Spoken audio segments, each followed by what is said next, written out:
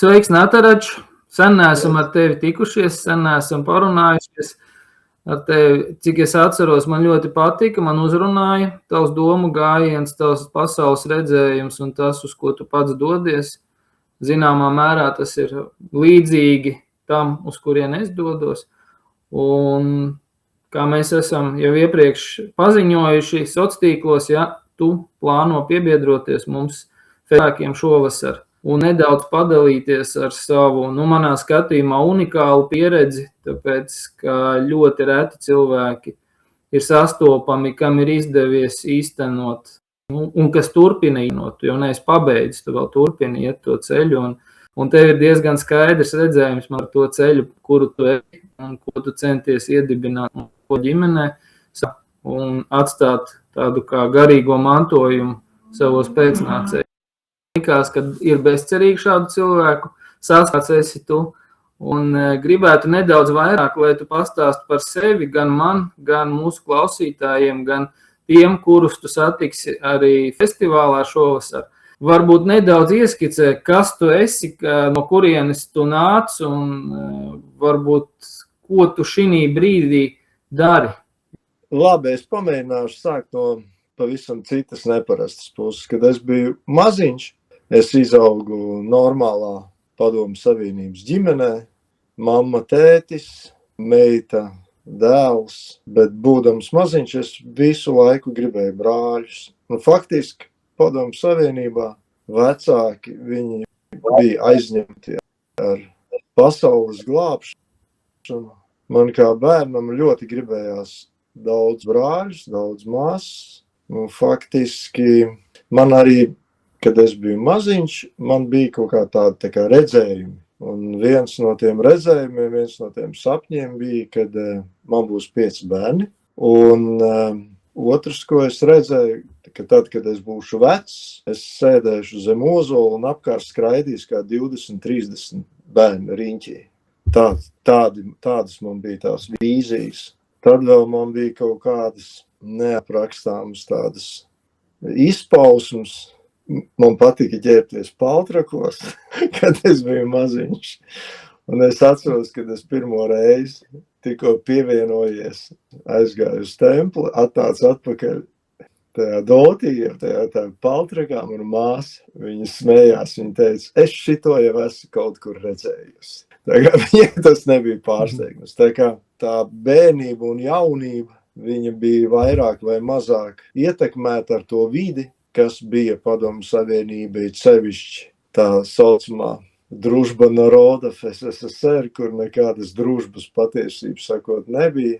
Nācās meklēt sevi, nācās meklēt, uzdot sev visāds jautājumus, jo es jūtu, ka es neiedaros ne pie krieviem, ne pie, kuri neieredz latviešus, ne pie latviešiem, kur neieredz krievus. Līdz ausīm bija tajā iesaistīts.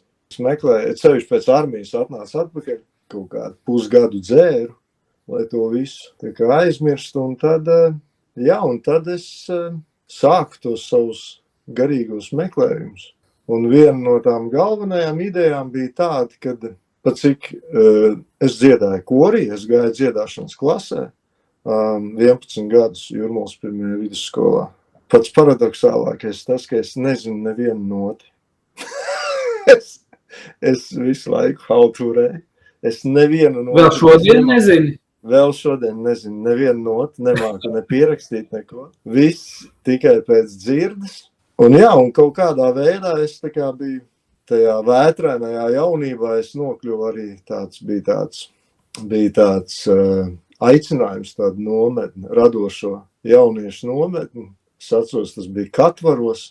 Un tur daudz tādu pazīstami mūsdienu. Tagad, kas jau ir bijuši kādu laiku pazīstami, gan diktori, gan teatrāļi, un tas tā kā mani turēja pie dzīvības tajā Padomju Savienības družba narodov un totālajā dzeršanā, un totālajā haltūrēšanā, un totālajā pagrimumā. Un es tā kā iepazinos vairāk tā kā ar folkloru, un tad, kad aizbraucu uz Sibīriju pēc armijas Latvijas izglītības misijā no izglītības ministrijas uz Lejas Bulānas ciemu, Tad uz turieni arī aizbrauc folkloras ansambļi, dandari brauc uz turieni daudz citi. Es gribēju uzzināt, no kurienes ir mūsu tautas kultūrai saknes. Un tāds bija man tas iekšējais meklējums un tas jautājums. Un tad es izlasīju, pat cik Sibīrijā man bija ļoti daudz laika, jo tur laiks neeksistē, tur ir pilnīgi cita pasaule. Es lasīju ļoti daudz. Mums bija tāda Vaira Strautniece un Ingvars Leitis. Viņi nodrošināja mūs ar visām grāmatām. Tur sūtīja jaunākās grāmatas, toreiz 90. gadu sākumā. Toreiz vēl Latvijā sāk tikai braukt, viss Marģers Grīns un viss jaunākās grāmatas, viss sūtīja. Mēs bijām tā kā tādi izrazētie grāmatu ziņā. Varēja lasīt. Un tad otrs šoks man bija tāds, kad es aizbraucu uz turieni. Tā kā mācīt latviešu kultūru tiem nabaga pazudušajiem Sibīrijas latviešiem, kur izbrauc tur. Un tad es aizbraucu uz turieni un es sastapu tādu fenomenu, ka viņi dzīvo un zina daudz latviskāk nekā es esmu. Un izejot viņu dzīves stāstiem, man tas bija liels tāds lūzums. Es nonācu pie tādas atziņas, kad tās saknes ir tā vēdiskā kultūra, tā mūsu indo-eiropejiešu kopsaimes, tā senākā kultūra, tā kā tāda vēdiskā kultūra, un es tā kā sāku meklēt viņu. Un tolaik vienīgā tāda kustība, kas tā kā reprezentēja sevi kā vēdiskās kultūras pārstāvi, bija Krišnas apziņas kustība. Pat cik es zināju no iekšpuses, kā dzīvo folkloristi un tautieši, es nezinu, kā tas tagad, bet 90. gados mani tas neiedvesmoja, jo es gribēju pa īstam, es gribēju dzīvot to lietu. Un, tur bija tā, ka 2 reizes mēnesī sajiet, un tad visi pārējie smēķē, dzer un dara, kā visi pārējie dara. Toreiz arī vēl bija vidas aizsardzības klubs, tur visādās akcijās es piedalījos visu kaut kur. Vidas aizsardzības klubs, tu atnāc uz viņu sajiet, un tur vodka, šnabis, alkohols, cigaretes, baigā vidas aizsardzība. Mani tas neiedvesmoja. Un es aizgāju uz templu, un tajā laikā, tagad lietas ir mainījušās, bet tajā laikā, man jāsaka, ka tā vide templī, tur ir cilvēki, kas patiešām, tādi kā es, kuri gribēja, kuri meklēja absolūto patiesību. Ļoti daudz jauniešu, kas meklēja atbildes uz jautājumu, kas es esmu, kur es eju, ko es dzīvoju. Un tur tie 2-3 gadi, ko es pavadīju, es nenožēloju. Tas bija tāds garīgs tāds izrāvums, jo mēs visu mēģinājām darīt, iepazīst, izjust. Es toreiz vēl smējos, ja jūs gribat satikt folkloristus, aiziet uz templi, jo viņi ceļās pirms saules. Vēl saulīt nav uzausus, jau dieviņi pieminēja. Viņi katru dienu to darīja, viņi dziedāja, dejoja, kā tur pa ielām, teiksim, toreiz atceros, Linga dziedāja. Nāc uz ielām, dejot, nāc, Neviens neiet. Vienīgais, kas gāja uz ielām dejot, bija Krišnējs. tas bija vien. Un tādā veidā, tur es dabūju to savu vārdu, naturāģi. Un pat cik es pieturos pie tās domas, ka cilvēki, kas noliedz savu pagātni, viņiem nedrīkst uzticēties, jo viņi tieši tāpat nolieks arī tagadni. Piemēram, ja tu runā ar cilvēku, kurš noliedz savu pagātni, tad padomā, ka pēc kāda laika viņš nolieks arī tevi, ar ko viņš tevi runā. Un tāpēc es savu pagātni nenoliedzu. Es viņu nenosodu un nenoliedzu. Viņa ir tāda, kāda viņa ir, es viņu pieņemu. Un tagad pēc daudziem gadiem, tāpēc es arī netaisos apmest otrādi, tur kažociņu sāk, tur kritizēt kaut ko. Ir par ko. Es netaisos nosodīt nevienu un aprunāt un tur teikt viņa sliktie tur. Tā nemaz nav. Tā kā, un tāpēc, un faktiski, pat cik pamazām Krišnas apziņas pamazām palīdzu kā kristīgā baznīca, pārējās baznīcas, dabiski tādiem meklētājiem kā man, tur vietiņu neatrast. Ir grūti. Nevis tāpēc, ka tur kāds ir slikts, vienkārši tur ir citi uzdevumi. Tie ir citi baznīcā, ir citi uzdevumi. Organizētai reliģijai ir citi uzdevumi, garīgamu meklētājiem ir citi uzdevumi. Nu, ļoti tāds labs un plašs izklāsts par tavu principā ceļu, kā tu nonāci iespējams līdz šim brīdim, nu varbūt ne šim brīdim, bet līdz tām atziņām, es pieļauju domu, ar kurām tu tālāk devies pasaulē, pabeidzot savu organizāciju dalību, ja, teiksim, došanos no organizācijas uz organizāciju, ja, kā es sapratu, tad no sākuma bija folkloristi, tad pēc tam tur dabas aizsardzība. Nebija jau organizācijas, vienkārši tās bija tādas kustības, un arī tolaik jau viss notika ļoti brīvprātīgi, neviens jau nebija tā, tās bija patiesas kustības, cilvēki reāli kustējās. Un tu vienkārši pievienojies tam plūdumam, tai kustībai, un ja tev viņa aizskar, kā saka, tu jūti, ka tu piederi viņā, tu ej kopā ar tiem cilvēkiem līdzās un dari tās lietas un skaties. Tāpēc tolaik nebija nekādas organizācijas, jo organizācija jau brīvdomātājs, viņa, tur uzdevumi citi, viņa jau, tur arī, piemēram, man liels prieks par dievturiem tagad, kas notiek ar dievturiem, bet, kad es palasu tos visus statūs, visas tās, ko viņi, baznīca, un, teiksim, baznīca man neiedver. Es to pilnībā piekrītu. Baznīca šajā, viņa var izdarīt daudz lietas. Baznīca var izdarīt daudz lietas. Kā saka, dabūt autorizāciju, dabūt vēl kaut kādas citas lietas, bet tur uzreiz nāk tā lieta, kad ja tu esi citādāks soli pa labi, tevi tur neturēs, tevi nepieņems. Kustībā, kad ir kustība, kad ir patiesa tāda kustība, teiksim, vienalga, kāds tu esi, galvenais, ka tu nāc līdzi, palīdzi tik, cik tu vari, dari, cik tu vari, liels paldies tev. Kā saka, nevis tur sāk griezt no spārnus vai pieturēt sev un ar dažādām metodēm teikt, kad citur ir sātanisti, citi visi iet uz elli, un ja tu nebūsi pie mums, tad tu nenokļūsi debesīs. Man tas neliekas aizraujoši. Es ļoti labi saprotu, ko tu saki, jo, zini, kā tas darbojas, varbūt bišķi iestarpināšos tev pa vidu.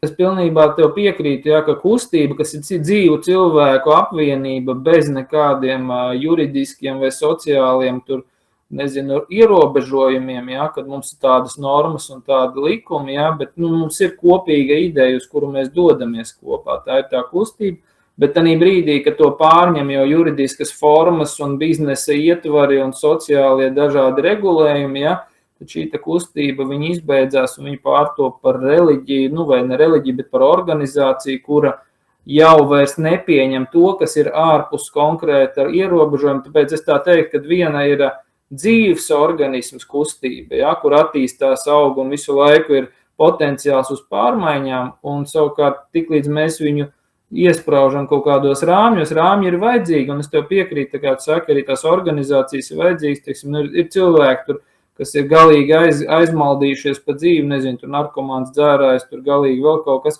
viņam ir vajadzīgi rāmji, kuros ierāmēties. Savukārt, tad, kad tu jau audz pats pāri tiem rāmjiem, tev tie rāmji ir traucēklis, un patiesībā tu jau esi pāraudis šo te visu organizāciju un kustību, un tas ir, man liekas, tas, kas tieši tevi raksturot to tavu ceļu un izaugsmi, kā tu esi nonācis līdz patiesam brīvdomātājiem, un ne tikai domātājiem, bet jau sapratējiem, ka tu saproti, ko tu dari un priekš kam tu dari, un ka tev nevajag vairs šo te ierāmējumu, nevajag to ierāmējumu, bet ir tas dabīgais dzīves vadlīnijas vai dzimtas vadlīnijas, ja mēs tā varam teikt, pēc kurām tu vadies savā dzīvē. Es gribētu piebilst, ko es sapratu, kad man netraucēja rāmi. Rāmiem traucēju es. Tu saproti. Es labprāt būtu rāmjos. Es labprāt. Ja tie rāmji būtu pietiekami plaši, Nē, ja tie rāmji būtu. Jo kas ir rāmis? Rāmis jau faktiski tā ir aizsardzība pret ārpasaules negatīvo ietekmi. Rāmis tā ir aizsardzība.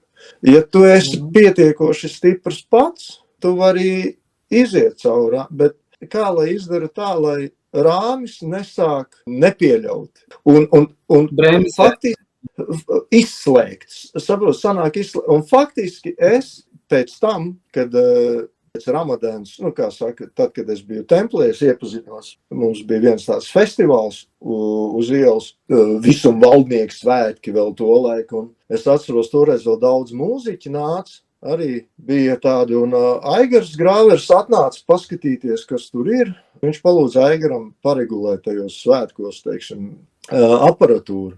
Un Aigars, viņš noklausījās visu to, un pēc tiem svētkiem man iedeva tur padziedāt kaut kādas 2, 3 kaut kādas dziesmas vai ko. Jo tur bija daudz dziedātāju, un Aigars pienāca tieši man klāt, un viņš pateica, tu negribi atnākt uz studiju? Viņš saka, tev baigi foršais tembrs balsī ir. Viņš pat neteica, tev baigi foršas dziedi vai ko. Viņš vienkārši pateica, tev ir labs tembrs balsī. Un viņš gribēja ierakstīt, kā lai saka, es, folklorists, es dziedu dzīvajā. Aigars mēģināja man ierakstīt kaut kādas 2 mēnešus, un viņam tā arī nesanāca. Tāpēc, kad dziedāšana pie mikrofona un dziedāšana dzīvajā, viņa fundamentāli atšķiras, jo tev ir jāelpo pilnīgi citādāk. Un viņš man pateica, tas ir bezcerīgs, tu nekad nevarēsi dziedāt pie mikrofona. Viņš man tā pateica. Un šī frāze, viņa pavadīja mani visu manu Ramadānas karjeru. Visu to es piedalījos arī Igaunijā. Bija tāds etnodisko projekts ar Arni Lauriju, Ivaru Menniku, tāds Bāva. Es tur kādus gadus 6 piedalījos, braucu, uzstājos Tivolī tūrēs. Bet šī frāze visu laiku man pavadīja. Un varbūt šī frāze bija tas, kas mani paglāba no zvaigžņu sindroma. Jo piezemēja tevi, jā? Nevis piezemē, bet neatrāva nost, jo Aigars, manā izpratnē, Aigars ir fenomenāls mūziķis. Es nelielu viņu, vienkārši tas, kā es esmu redzējis, kā viņš strādā ar skaņu, kā viņš attiec. Varbūt var nepatikt viņa mūzika, tāds, kā man sievas smējās, depeši, cepeši, tā līdzīgi, bet viņš ir kā mūziķis, un parādīja atšķirību starp to, kas ir labi dziedam un kā es dziedu. Un pat tik es esmu tāds brīvdomātājs, es zinu, kas ir, kādam ir jābūt un kāds es esmu, un tāpēc es neslimoju ar zvaigžņu slimību. Es nemēģinu no sevīm iedomāties to, kas es neesmu, bet tas, ko es redzēju aiz aizkulisēm, šovu industrija, mani arī tas ļoti neied. Kas notiek ar viņiem, kā tas notiek. Mani tas neiedvesmoja, un tāpēc nolēmu, kad viss nekad vairs. Šovbizness, viņš arī ir diezgan, tas ir biznes. Ja, piemēram, man bija draugs, es domāju, ka es drīkstu to teikt. Man bija Ūdrītis, viņš arī nāca uz templi tajā laikā, Rolands Ūdrītis, un es nezinu, vai tā ir taisnība, vai tas tieši tā ir, bet es stāstu, kā es atceros. Viņš bija patiesas mūziķis. Viņš bija pa īstam mūziķis pēc savas dabas. Un tolaik bija kaut kādi, teiksim, ieraksts tajā produceri satikās, ja? Un es atceros tādu sarunu, kad ko palaidīsim nākamgad, kurš būs zvaigzne. Es nesaukšu vārdus, viņš pateica, Ūdrītis, lai viņš ir zvaigzne. Un kāds cits pateica, nē. Es esmu ielīdis vaigo piķi tajā ansamblī, un man viņš ir jāatstrādā. Un tāpēc, Ūdrītis palika autā. Bet kā mūziķis viņš nevar palikt autā. Viņš kā radoša personība, viņš nevar. Viņš aizbrauc uz Indiju. Un Indijā viņš uzsēdās uz adatas kaut kur, es nezinu, kaut kas tur. Un tāpēc, kad cilvēki domā šovbiznesa, jauna zvaigzne uzlēca, nav tā. Tur cilvēki ieliek. Kāds ieslēdz tās zvaigznes un kāds izslēdz viņas, parasti. Un kāds viņas izslēdz. Un ja tu tur neiederēs, tevi izslēgs ārā vispār.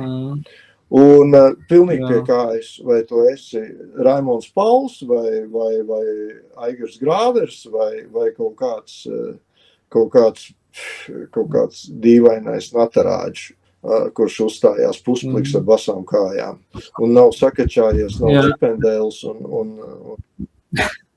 tam līdzīgi. Skaidrs. Bet, es sapratu, jā. Jā, un tāpēc es aizgāju no visu un aizbraucu ar savu ģimeni uz Zviedriju. Viss, pieliku visam. Pat cik, kā saka, baznīcā es neiedaros, šovbiznesā es neiedaros, bet pat cik tā ievirzi bija, es gribēju to veidisko kultūru, pamazām es sāku studēt Manu Samhitu, kas ir likumi. Manu likumi ir cilvēces radītāji Manu likumi, un tur ļoti stingri ir, tur par ģimeni, par dzimtas tradīcijām, par kā attiecības, tur ir iedoti ļoti stingri rāmi, un es viņus mēģināju savā dzīvē aplicēt.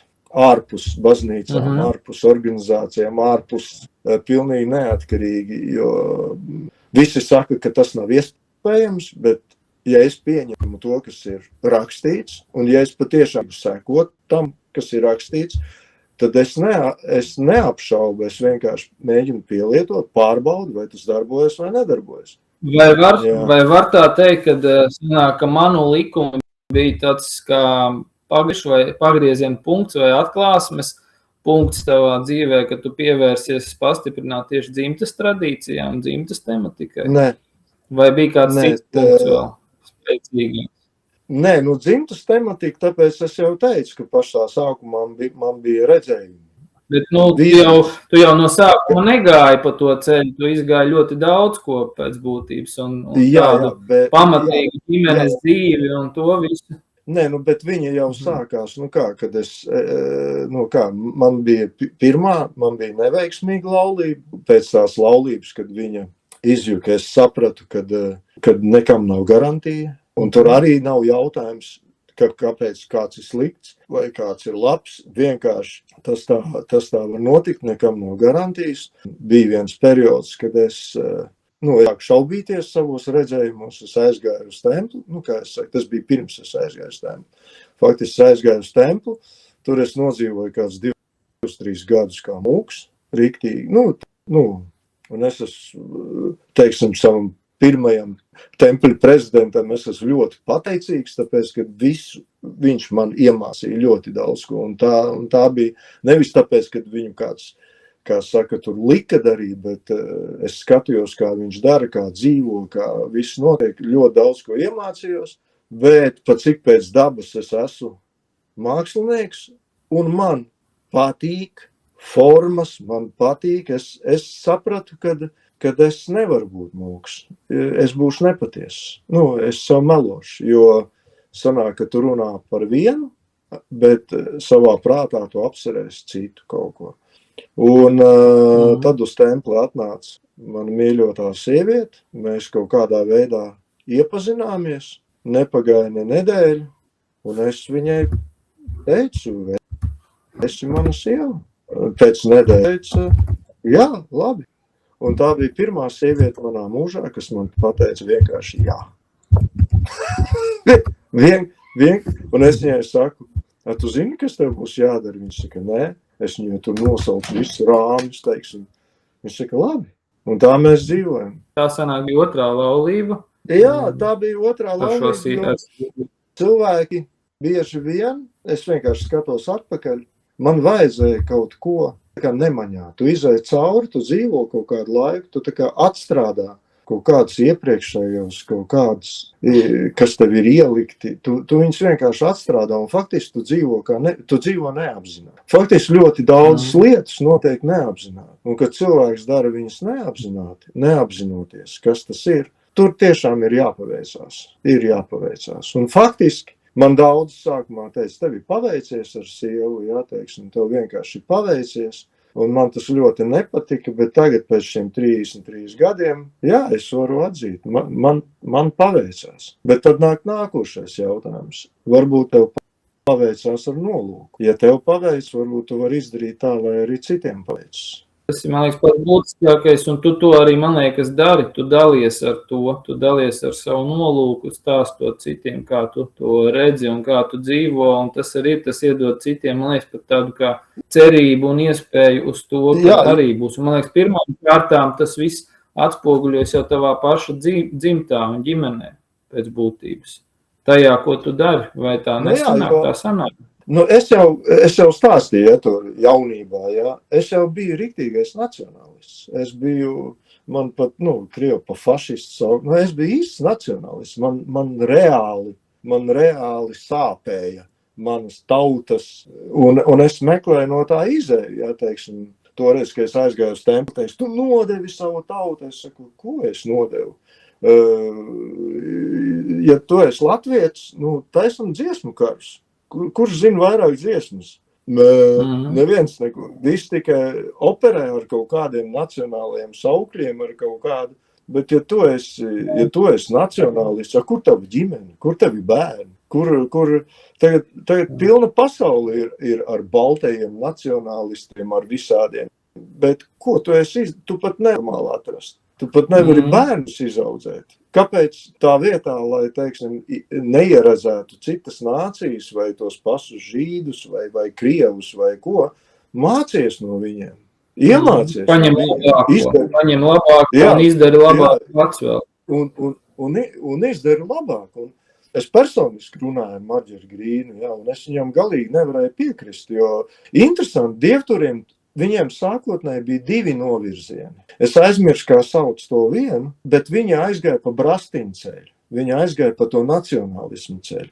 Bet bija viens otrs, un viņš nebija uz nacionālā, viņš bija uz prakses ceļu. Man vienkārši dēls, Arģina 3. dēls, universitātē ideoloģisko vēsturi, tur ir tāds novirziens. Un pat cik viņš latviski lasa un māk, viņš paņēma tēmu, kādā veidā nodibināja latviešu nāciju.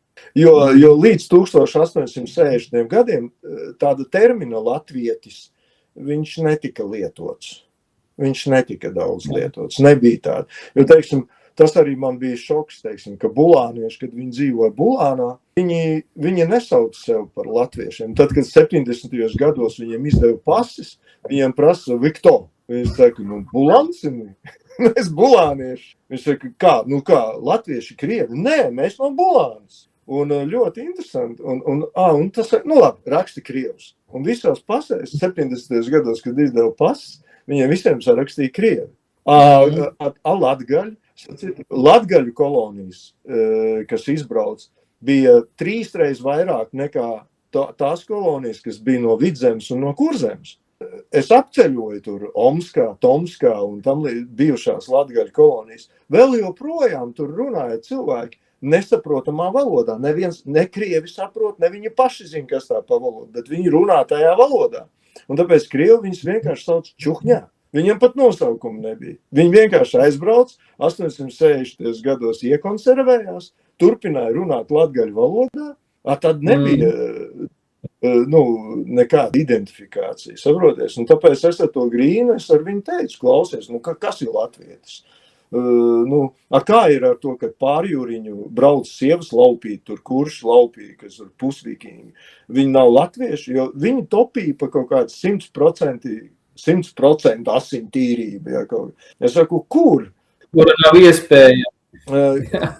Kas ir latvietis? Un faktiski arī paši vācieši vainīgi, paši baltvācieši vainīgi. Viņi aizgāja, tas nacionālisms aizgāja pa to Deutsche Geist ceļu. Es ļoti daudz to pētīju, un tāpēc faktiski es nevarēju tam piekrist. Es nevarēju tam piekrist, tam nacionālismam, jo viņš ir nepatiess. Es līdzīgi, tā kā tu saki, es arī tieši tāpatās arī uz to skatos, un mani uz šo ceļu uzveda tāds Valeriāns, viņš uzrakstīja tādu grāmatu Latgaļu sanskrits, un viņš tieši izejot no latgaļu valodas kaut kādiem etimoloģiem vispārējo, viņš stāstīja tieši to pašu, ko tu stāstīji, tikai viņš ar kaut kādām bibliotekām un grāmatām, kaut kādām senām, tur visādiem enzelīniem. Mūsdienu latviešu valoda ir tapusi un vispārējais, viņš izsacināja, ka tur arī tāds latvietis pēc būtības, labi, ja viņš ir, maksimums 200 gadi viņam ir tādam latvietim, ko mēs šodien saprotam. Viņš pat nav 200, viņš teica, ka 150 gadi apmēram latviešiem kā tādiem ir. Un tad principā par kādu nacionālismu mums runā, vai ne? Mums nav ar kaut kādām ilūzijām varam, un tas ir tas, ko tu teici. Tu teici, ka tev nacionālisti teica, ka tu viņus esot nodevis, bet tu jau neko nenodevi, vienkārši viņi paši sevi nodod regulāri nezinot, no kurienes viņi ceļās, ja tā uz to skatās. Ne, viņi paši nezina sevi. Es ļoti burtiski uztvēru toreiz to atmodi, kad bija. Tur bija tie dziedātāji, tas Linga, tur nāca uz ielām, dejot sāc, ja. Es gāju, es noticēju, un tad bija vēl viens ja tu gribi, tad es gribu, vairosimies Latvijai. Un es noticēju tam visam. Un liels bija mans pārsteigums, ka tie, kas dziedāja, vairosimies Latvijā, paši nevairojas. To nedarīja. Man tas bija, un vēl jo vairāk es vairojos, jo vairāk bija nosodījums no sabiedrības. Un manai sievai tas bija viss grūtāk. Faktiski, tas, ka viņai piedzima pirmais, tad piedzima otrais, uz viņu jau sāk šķībi skatīties. Piedzima trešais, no viņas vispār norakstītu, un tad, kad piedzima ceturtais, vispār pateica, jūs idioti. Un manai sievai bija ļoti grūti, jo mēs faktiski bijām vieni paši. Tā ir tā tradīcija. Tas ir tas feministiskais virziens, kas vispār tā kā sievieti padara par nesievieti un liek uzvesties kaut kā, ne pēc ģimenes, ne pēc dzimtas tradīcijām. Tā arī ir tā situācija, kas grauj. Un kas ir tā tieši nodevība patiesībā. Nodevība jau sāks tajā, kā to, kad mēs nevairojamies un kad mēs savas saknes neizzinām un kad mēs nedomājam par savu nākotni. Tā jau ir tā patiesā nodevība. Un tāpēc, zinot par tevi, es varbūt uzreiz iestarpināšu to. Es zinu, ka tu pats negribi sevi reklamēt, tāpēc es nedaudz varbūt pateikšu to, ko es zinu par tevi. Ja?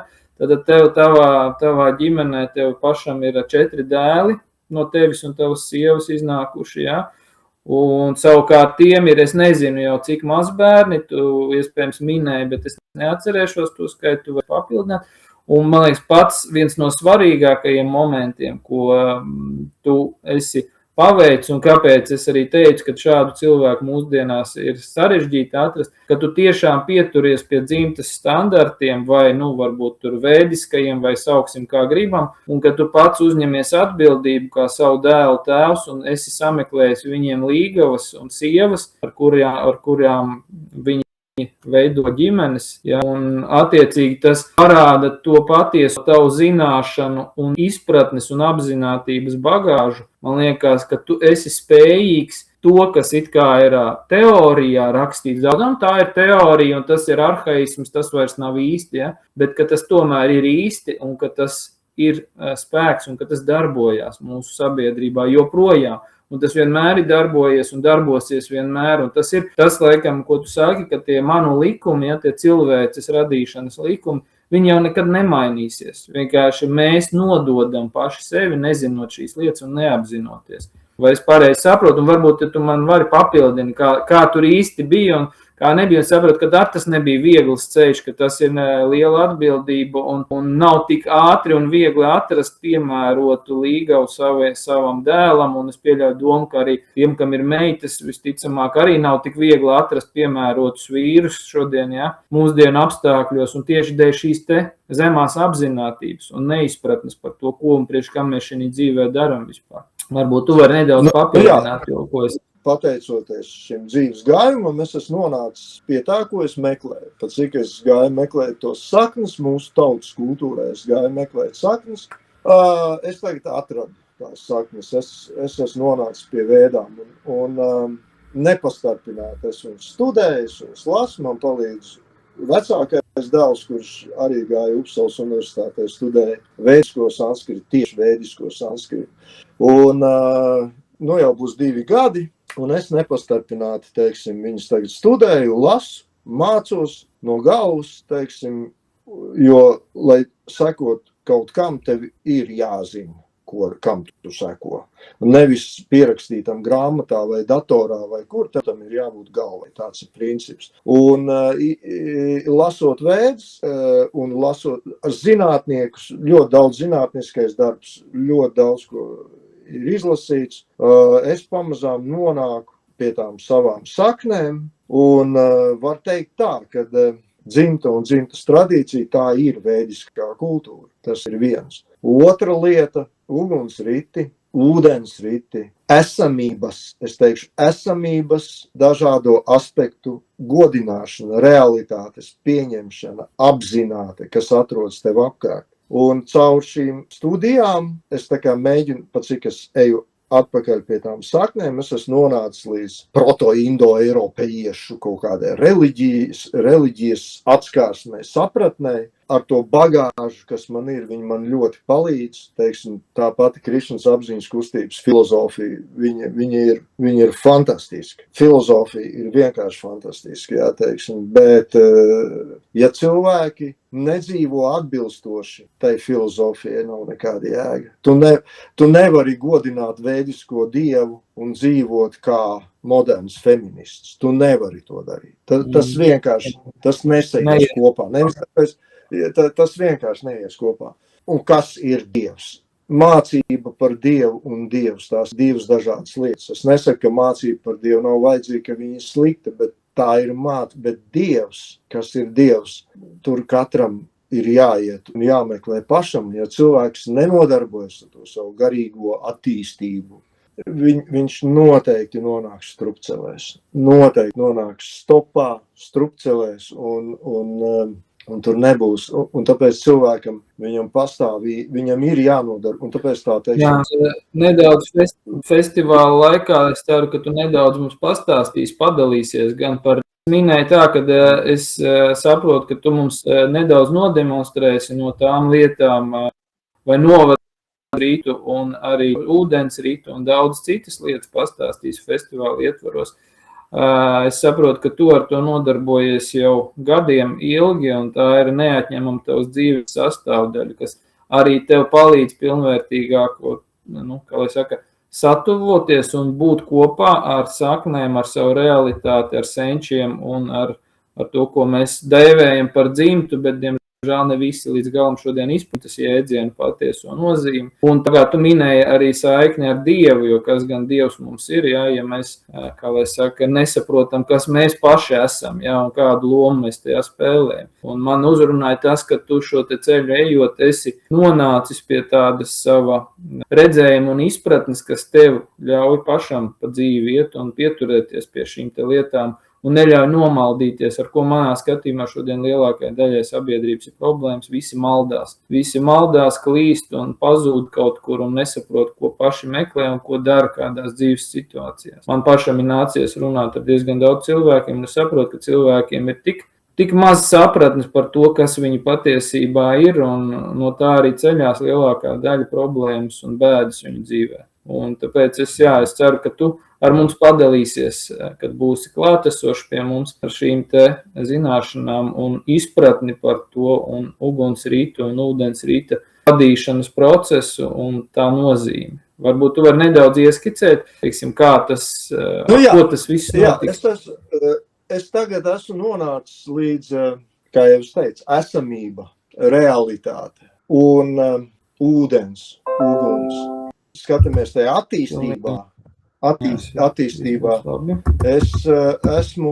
es godinu pērkonu, tā teiksim. Es godinu pērkonu.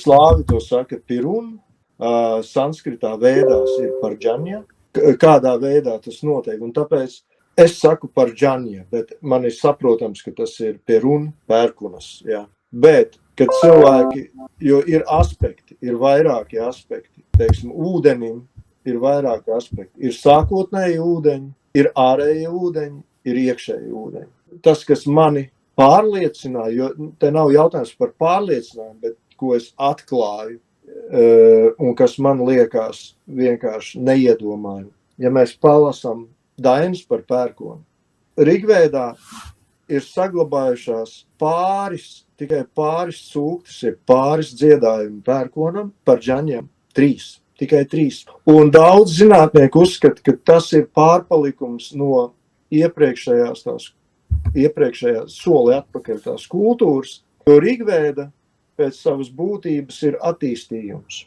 Teiksim, bija dažādas dzimtas, katrā dzimtā bija sava vēda, Un tad, kad cilvēki sāka pazaudēt to mutvārdu kultūru, tad Rīgvēdi tika pierakstīti. Tas ir tāds zinātnisks. Līdzīgi arī dainas. Dainas neviens nepraktizēja. Varbūt tikai folkloriski kaut kādā. Bet principā ikdienā neviens dainas, un tāpēc viņas pierakstīja. Kultūra tika pierakstīta tad, kad viņi ir pazaudējušies.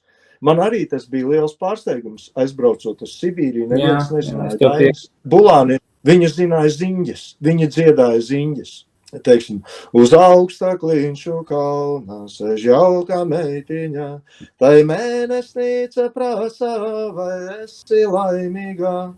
Tādas ziņas viņi dziedāja. Dainas ļoti reti tur nebija. Un tāpēc tā dainu kultūra faktiski viņa jau bija mirusi. Uz 1850. gadu viņa bija mirusi. Tāpēc jau viņa tika pierakstīta, lai tas nepazūd pavisam. Un līdzīgi arī Rīgvēda. Viņa tika pierakstīta, jo var redzēt, kad mutvādu kultūra pamazām pazūd. Un tāpēc tas par Džaņas sūktas, par Džaņas dziedājumu, viņi tiek uzskatīti ļoti veci, tā kā tāds atavisms.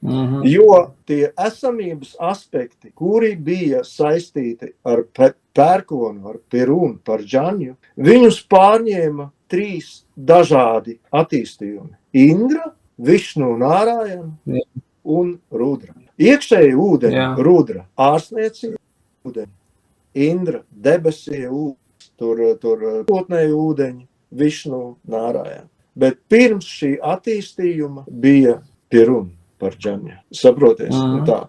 Un tāpēc es varētu jums sākt dziedāt tagad 100 pantus. Viss, ko es saku, ir manā galvā. Es varu jums to nozagt. Nāsadāsi, nausadāsi, tadānim nāsi, draģau nav viļaumā paraujat, kim āvariva kuha kasja šarman, amba kim āsit gahanam gebīram, idam vačak para Džaņjāja vai todāja. Jā, es varbūt iestāšanos pa vidu, jo šeit, man liekas, ir svarīgs arī pateikt, ka tu esi ne tikai studējis kaut ko un esi kaut ko lasījis, ja, bet ka tu reāli ar to dzīvo un tu to lielu daļu no visām vēdiskajiem rakstiem un pārējām lietām un sanskrita tēmām, tu esi no galvas zinošs cilvēks un tātad, principā, ja tu to zini no galvas, nevis, ka tu esi iekalis, bet ja tu zini, tātad tu caur to dzīvo arī. Es saprotu. Tas ir viens no principiem.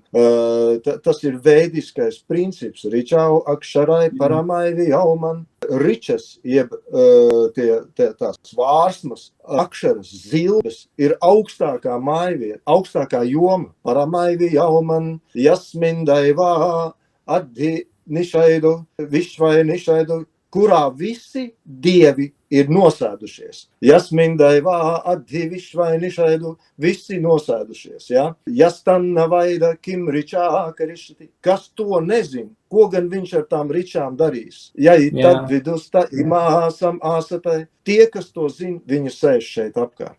Tāpēc, es ļoti labi saprotu, ko tu sāki. Es nezinu, kā, no kurienes, bet es tik labi tevi saprotu šobrīd, ko tu visu pasaki. Un pats baigi dīvaina lieta, kad tu piemini pērkonu, un man arī nav nekas cits, teiksim tā, kā priekš manis augstākais arī skaitās pērkons. Es nezinu, kā es līdz turienei esmu nonācis, bet arī caur kaut kādām slāvismiem, caur vēl kaut ko, bet es arī esmu nonācis pie tā, ka tas, kas mani visvairāk saista, ir tieši pērkons. Es nezinu, kādā veidā. Jā, es gribētu iebilst pret šiem reliģiskajiem, teiksim, terminiem, augstākais, zemākais vai kas. Jā, es saprotu, priekš manis. Jā. Priekš manis iekšā. Jā, nē, bet viņi lieto citu terminu. Jebkurā gadījumā cilvēki nav tik dziļi iekšā. Es nedomāju, ka viņiem tas ir interesanti, bet fakts ir tāds, es pastudēju, es paskatījos, kurā vietā tas notiks. Es pastudēju par tās vietas vēsturi, par ciltīm, kas tur dzīvoja, kas notika, par tiem ezeriem, kas ir apkārt.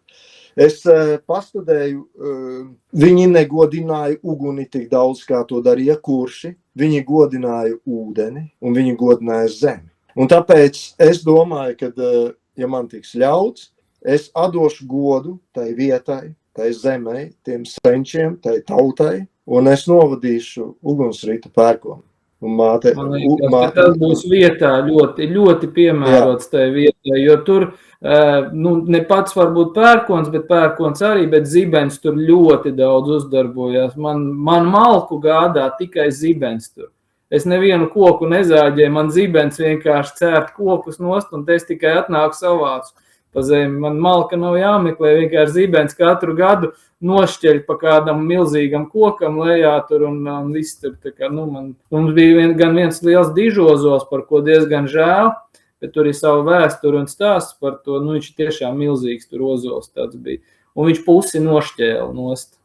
Tas ir vēl viena lieta. Es vienkārši iemetīšu, es aizmirsīšu par to. Pērkons, perkunas, pēc lingvistu atziņas sākotnēji nozīmē ozols. Bet parģaņas sūktās, parģaņa tiek saistīts ar visuma koku. Ar visuma koku. Un te ir, vikings saka Yggdrasils, ģermāņi, viņi nesaka pērkons, viņi saka fjorgirns. Tūrs un ūdens, tie arī jau ir attīstījumi. Attīstījumi nenozīmē kaut kas slikts vai labs, attīstījums nenozīmē kaut kas pareizs vai nepareizs. Tas ir attīstījums. Viņš reāli ir. Tāpēc godināt Tūru, Odinu, Fjorgirni, Freju vai tas viss ir ok. Godināt Krišnu ir ok. Godināt, tā ir tā fantastiskā dzimtas tradīcijas atblāzma, jo godinot dzimtu, tu nenoliedz nevienu savu senci. Tieši tā. Nav svarīgi, kurā paaudzē viņš ir bijis, vai ne? Viņš tāpat ir daļamis.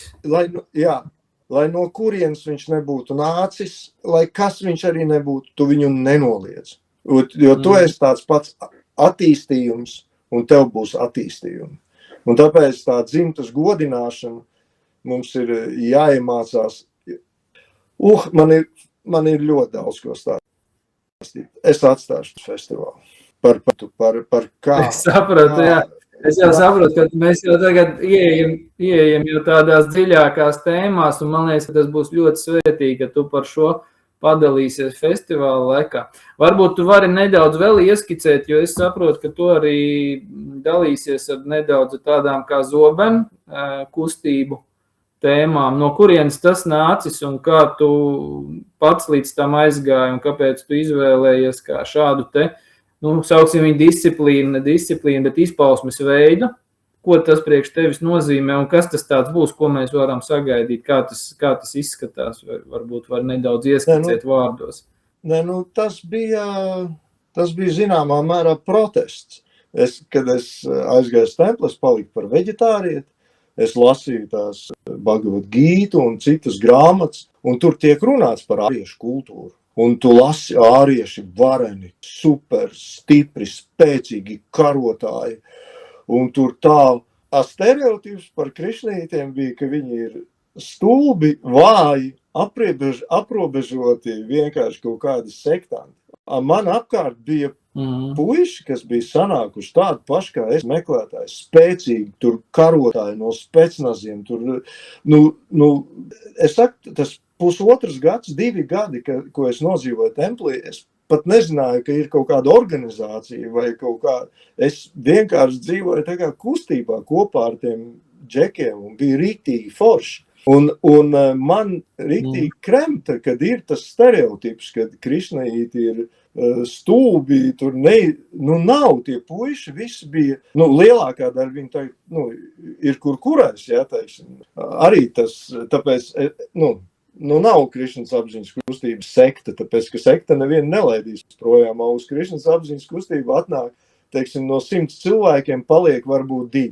Visi pārējie aiziet prom, brīvi nāk un aiziet, tāpēc tie puiši, kas bija to laiku, viņi sen jau vairs nav nekāda sakarnē ar ko, bet viņi bija kolosāli cilvēki. Es iepazinos ar latvieti, ārzemju latvieti, Amerikas latvieti, caur tiem kanāliem, kas man bija, un viņš nodarbojās ar Manipūrī Tangtā pie Nongmaitēm.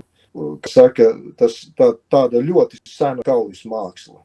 Pat ne kaujas māksla, bet viņa bija kustību māksla ar zobeniem. Un tas Hiltons Nongmaitens tajā laikā, viņš iestudēja ar tām kustībām Londonā Macbetu. Tas latvietis, Amerikas latvietis, viņš man atsūtīja video kaseti, par raudarbību. Un es, kā tieši cilvēks, es vienkārši sāku pēc tās video kasetes visu trenēties. Neko tad tu pēc viņas sāki trenēties, ja, pēc tās video kasetes kaut ko. Es sāku trenēties un sāku studēt, un faktiski iepazinos, arī tolaik bija ļoti populārs Aikido un visi tie kaut kādi kendo, un es biju uz vienu lielu festivālu, Rīgā bija tas Aikido grupa, un viņi uzaicināja teatrāļus sev līdzi uzstāties tur. Un visparadoxālākais bija tas, kad visi Aikido meistari ar zobeniem, viņi uzstājās uz tatami, uz mīkstiem madračiem, ar teatrāļu studiju, teātru studiju, kustību studiju, uzstājās uz tīras grīdas. Un viņi krita, gāzās uz tās grīdas, meta kūleņus, tur viss taisīja 10 reizes, 100 reizes par Aikido meistariem. Un man tas bija tāds šoks, un man tas cirks nepatika. Man gribējās pa īstam.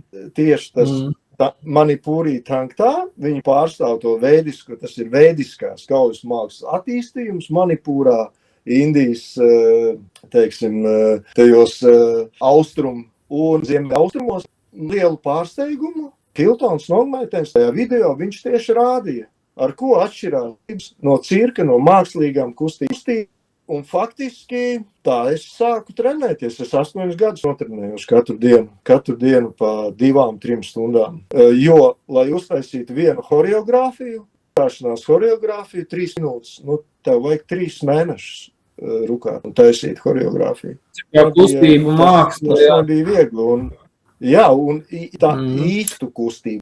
Daudzi cilvēki, viņi nemaz nezin, ko nozīmē pa īstam turēt rokās zobenu. Jo arī, teiksim, īsta kustība ar zobenu, tu nemaz nevarēsi viņu uztaisīt, ja tu neesi trenējis locītavus. Tev viņus vienkārši izraus ārā, tās locītavus. Un, jā. Es neesmu tik daudz varbūt trenējies ar zobenu, bet es esmu bišķi patrenējies. Es pēc tam kazaku praksēm, kur arī to flankirovku saucamo taisa ar zobeniem kaut kādu tādu lietiņu. Bet es tā neesmu ne tuvu tik daudz, kā ar to nodarbojos. Es tādā hobija līmenī bišķiņu kaut ko mazliet tur papraktizējis bija kādreiz. Flankirovka, viņa arī tā ir. Flankirovku nevar uzskatīt par īstām kustībām ar zobenu, bet tā ir prasme. Tas ir līdzīgi revolveru tur, un tad tu izšauj. Prasme, bet ar flankirovku tu nevarēsi doties cīņā. Jo līdz ko tev zobens nav vairs rokās, tu viņu neturi. Pietiek vienam uzsitienam, viņš tev izlidos ārā. Man nereizi pa visām manām uzstāšanām, ko es uzstājos Ramadāns, man nereizi zobens neizkrīt ārā. Aigaram tā bija vislielāk, viņš mira no sirdstriekas. Viņš ļoti baidījās, kad izlidos zobens ārā skatītājos vai kas, bet man nereizi neizlidoja. Jo es stingri pieturos pie tā principa.